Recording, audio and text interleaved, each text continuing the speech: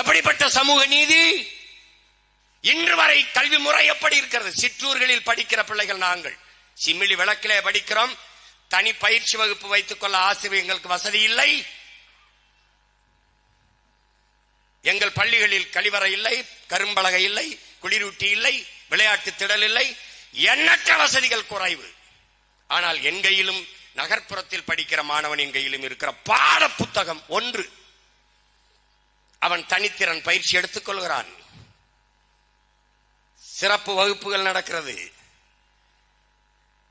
முதல் தர ஆசிரியரை நகர்ப்புறத்தில் பணியமர்த்துகிறார்கள். அறிவார்ந்த தமிழ் சமூக மக்களே, என்னிலும் இளைய என் தம்பி தங்கைகளே, முதல் தர ஆசிரியர்கள், ஏ கிரேட் ஆசிரியர்கள் நகர்ப்புறங்களில், பி கிரேட், சி கிரேட், இரண்டாம் தர மூன்றாம் தர ஆசிரியர் பெருமக்கள் சிற்றூர்களில். இங்கே கல்வி கற்றுகிற மாணவர்கள் வேலை வாய்ப்பில் பொதுத்திறன் போட்டியில் ஒன்றாக நிற்க வேண்டும் என்றால் எப்படிப்பட்ட சமூக நீதி என்பதை அறிவார்ந்த மக்கள் நீங்களே சிந்தித்து பாருங்கள். இதை தகர்க்க வேண்டும்.